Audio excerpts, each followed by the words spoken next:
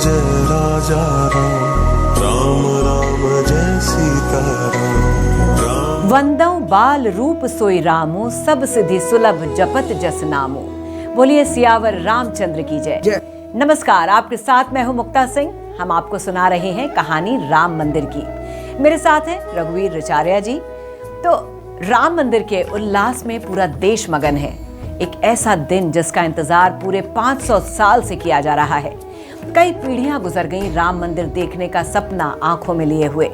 कई पीढ़ियां गुजर गईं रामलला के भव्य मंदिर का दीदार करने के लिए।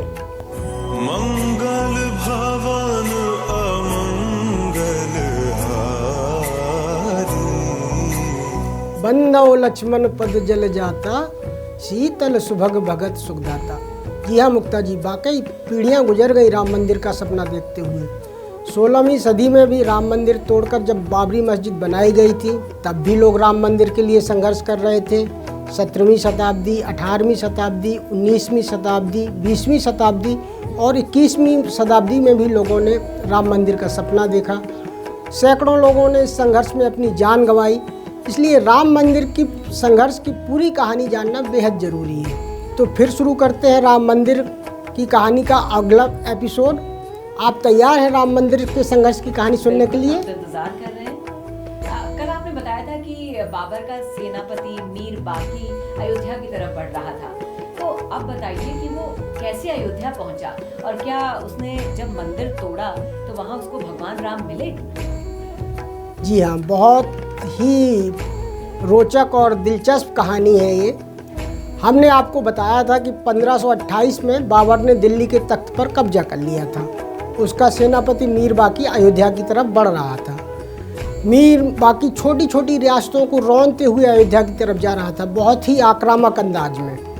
मीर बाकी को अयोध्या के आसपास सूर्यवंशी क्षत्रियों का भयानक प्रतिरोध झेलना पड़ा। ये सूर्यवंशी क्षत्रिय अपने आप को भगवान राम का वंशज बताते हैं। अयोध्या के पास एक कस्बा है सराय राशि, जहाँ के क्षत्रिय भगवान राम को अपना वंशज मानते हैं। और यहाँ के लोगों ने मीर बाकी का बहुत जमकर मुकाबला किया। भयंकर युद्ध हुआ, सैकड़ों लोगों की जान गई। आगे बढ़ गया, उसके पास ताकत ज़्यादा थी। उसका निशाना राम मंदिर था, जिसे भगवान राम के पुत्र कुश ने बनवाया था। ये त्रेता युग की बात है। लेकिन जैसा आप जानते हैं कि युग बदलता है, प्रलय होता है। मंदिर का कुछ हिस्सा शेष था, कुछ जलमग्न हो गया था। 5वीं शताब्दी पूर्व इसको उज्जैन के राजा विक्रमादित्य ने फिर से बनवाया। इस मंदिर का जीर्णोद्धार कराया।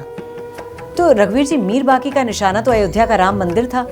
जी हाँ मुक्ता जी, मीर बाकी बाबर के कहने पर अयोध्या की तरफ बढ़ रहा था और उसको मंदिर को तोड़ना था। वो मंदिर जो भगवान राम की जन्मभूमि पे बना था, और उस मंदिर को लेकर तमाम तरह की मान्यताएं हैं। सुप्रीम कोर्ट में भी तमाम दलीलें दी गई हैं, क्योंकि सनातन के पहले 11वीं-12वीं शताब्दी के पहले भारत में बुद्ध धर्म का प्रभाव था। बुद्ध कहते हैं कि वो हमारा मंदिर था। सनातनी जब आदि गुरु शंकराचार्य आए तो वो कहते हैं कि वो हमारा मंदिर था। लेकिन वो जो साबित हुआ है, वो हम बात कर रहे हैं, वो राम मंदिर साबित हुआ है। तो वो मंदिर तोड़ने आया था, तो उसने ताकत के बल पर मंदिर तोड़ दिया। मीर बाकी ने ताकत के दम पर मंदिर तोड़ दिया और वहाँ मस्जिद बनाने की ठान ली। मीर बाकी ने मस्जिद बनाने का काम शुरू किया। फैजाबाद, अयोध्या के सैकड़ों कारीगर हायर किए। लेकिन बड़ी दिलचस्प कहानी है। ये कारीगर उसके दिन में मस्जिद बनाते थे, लेकिन ये मस्जिद रात में टूट जाती थी। अच्छा, ये बड़ी दिलचस्प कहानी है। राम जन्म मस्जिद तोड़ता कौन था? जी हाँ, ये जानना बहुत ज़रूरी है। अयोध्या के कई पुराने साधु संत बताते हैं, कई धर्म ग्रंथों में भी इस बात का जिक्र आता है कि मीर बाकी जब मस्जिद बनाता था तो रात में हनुमानगढ़ी की तरफ से बंदरों का एक झुंड आता था और वो सारी दीवारें गिरा देता था। और ये प्रक्रिया 1-2 दिन नहीं, हफ्तों महीनों नहीं, ये साल भर तक चलती रही। अयोध्या के बंदर बड़े कमाल के हैं।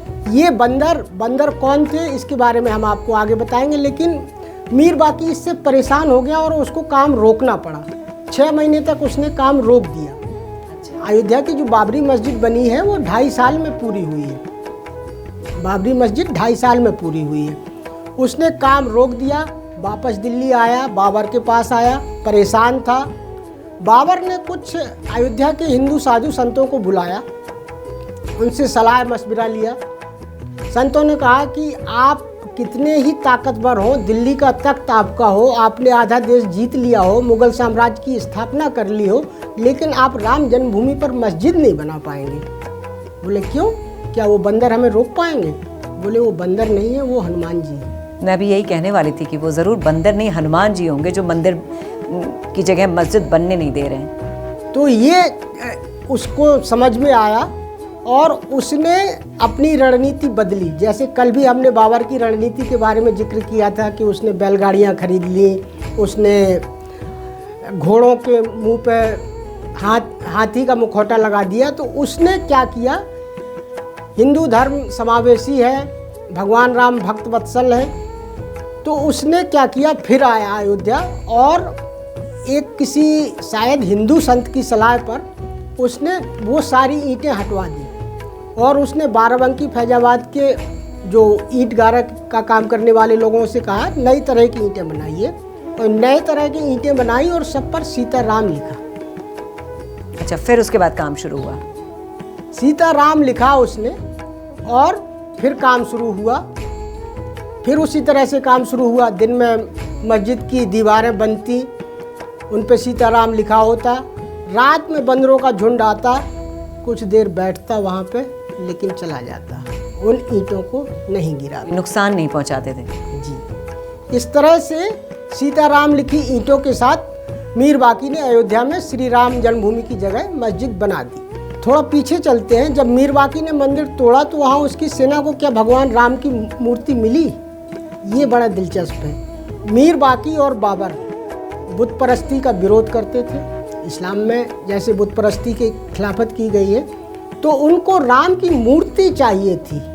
उनका क्या इरादा था, उसको खंडित करना था, क्या करना था, लेकिन वहाँ उनको मूर्ति नहीं मिली। तो आखिर मूर्ति गई कहाँ फिर? इसके पीछे भी दिलचस्प कहानी है। जब मीर बाकी अयोध्या की तरफ बढ़ रहा था, तब अयोध्या के लोगों को इस खून खराबे की सूचना मिल रही थी। जैसे हमने आपको बताया कि सराय राशि में अयोध्या के पास बहुत भयंकर युद्ध हुआ था और इसकी जानकारी अयोध्या के साधु संतों को, वहाँ के लोगों को लग गई। तो उन्हें लगा कि मीर बाकी यहाँ तक पहुँच जाएगा और उसका निशाना राम मंदिर है और यहाँ वो कुछ खुरापात करेगा। अयोध्या के साधु संतों ने वो मूर्ति उठा के सरयू में फेंक दी। अच्छा, डुबो दी। जब वो सरयू में डुबो दी, मंदिर तोड़कर मस्जिद बना ली, उसको मूर्ति नहीं मिली। वो अपने सेनापतियों पे बहुत खफा हुआ। तो आप कह रहे हैं कि वहाँ पर उसको कोई मूर्ति नहीं मिली, तो आखिर वो मूर्ति मिली किसको? मूर्ति गई कहाँ? जी हाँ, जब मीर बाकी मंदिर तोड़कर मस्जिद बना रहा था, तब एक कहानी और साथ साथ चल रही थी। मौजूदा मध्य प्रदेश में एक रियासत है ओरछा, झांसी के पास ओरछा है। ओरछा के राजा थे मधुकर शाह और उनकी पत्नी थी गणेश कुंवर। राजा मधुकर शाह कृष्ण के भक्त थे और उनकी पत्नी गणेश कुंवर राम की भक्त। अच्छा, एक बार कुछ ऐसी योजना बनी तो राजा मधुकर शाह अपनी पत्नी को वृंदावन ले जा रहे थे। कहा कि चलिए वृंदावन में परिक्रमा करते हैं, भगवान बांके बिहारी के दर्शन करते हैं। इनने कहा कि आप अयोध्या चलिए, भगवान राम के दर्शन करते हैं। पति पत्नी में बहस हो गई। उसने कहा, राजा ने कहा कि अगर तुम्हारे राम तुम इतना मानती हो, इतने सच्चे हैं, तो अगर तुम्हें राम के दर्शन हो जाए तो मैं ये ओरछा का राजपाट आपके राम को दे दूंगा। रानी को बात लग गई। उसने कहा कि राम के दर्शन होंगे और मैं दिखाती हूँ आपको। वो अयोध्या चली गई अपनी कुछ पटरानियों के साथ। अयोध्या गई रानी गणेश कुंवर। उन्होंने कई मंदिरों के दर्शन किए, महीनों तक साधना की, लेकिन भगवान के दर्शन नहीं हुए। रानी गणेश कुंवर अपने पति से कह के आई थी, या तो मैं भगवान राम को लेकर आऊंगी और नहीं तो सरयू में ही जल समाधि ले लूंगी। जब वो थक हार के निराश हो गई तो वो अयोध्या में सरयू स्नान के लिए गई और उनका इरादा जल समाधि लेने का था। जल समाधि के लिए जैसे ही उनने डुबकी लगाई, उनको हाथ में एक मूर्ति आ गई और वो रामलला की थी। और वो मूर्ति रामलला की थी, जो मीर बाकी के हमले से बचने के लिए साधु संतों ने सरयू में फेंक दी थी। आई, बाहर निकली, उनने रामलला को हाथ में लिया और साधु संतों से सलाह मशविरा किया। साधु संतों ने कहा कि यही रामलला है जो अपनी जन्मभूमि से बेदखल हो गए हैं और सरयू में पड़े हैं। रघुवीर जी, रामलला की मूर्ति 2 ही जगह पर है ना, एक अयोध्या में, एक ओरछा में। जी, अयोध्या में रामलला की मूर्ति फिर बाद में कैसे बनी ये हम अगले एपिसोड में बताएंगे, बाद में कैसे आई। लेकिन जो ओरिजिनल रामलला की मूर्ति थी वो गणेश कुंवर को मिली। गणेश कुंवर ओरछा की महारानी, उनको वो मूर्ति मिली और वो मूर्ति को लेके ओरछा चल दी। वहाँ उनके पति थे, पति प्रसन्न हुए कि हाँ भाई तुम्हारे भगवान बड़े सच्चे हैं और तुम्हें दर्शन दिए हैं, और अब मैं अपने वचन के मुताबिक राजपाट आपके भगवान राम को सौंपता हूँ। तो ओरछा वो जगह है जहाँ राम की आज प्रभु के रूप में नहीं बल्कि राजा के रूप में पूजा होती है। अच्छा। अभी भी जब भारत में मुगल साम्राज्य खत्म हुआ, अंग्रेज़ों का साम्राज्य आया, आज़ादी मिली, स्वाधीन भारत में उस मंदिर में राम को राजा के तौर पर प्रतिष्ठित आज भी है। और वहाँ पर अभी मध्य प्रदेश शासन की तरफ से 5 सैनिक लगाए जाते हैं, 5 पुलिस वाले जो सुबह शाम सैल्यूट करते हैं। उनको आरती भी होती है, सैल्यूट भी किया जाता है। तो ओरछा के राजा राम है। ये तो आपने बहुत ही नई चीज़ बताई कि 5 सैनिक रोज़ उनको सैल्यूट करते हैं। तो ये है हमारे भगवान प्रभु राम की महिमा कि एक हमलावर को चाहते हुए भी वो किस उद्देश्य से भगवान राम को खोज रहा था उसको नहीं मिले, और एक भक्त को जो जल समाधि लेने जा रहा था उसको भगवान राम के दर्शन हुए। तो मीर बाकी ने भगवान राम का मंदिर तो तोड़ दिया, लेकिन उसे भगवान राम नहीं मिले। राम मिले उनके एक भक्त को, जैसा आपने बताया। खैर, अयोध्या में राम मंदिर की जगह मस्जिद बन गई। उसका 500 साल तक संघर्ष चलता रहा। उसके बाद क्या क्या हुआ दिखाएंगे आपको अगले एपिसोड में। जय सिया राम। जय सिया राम।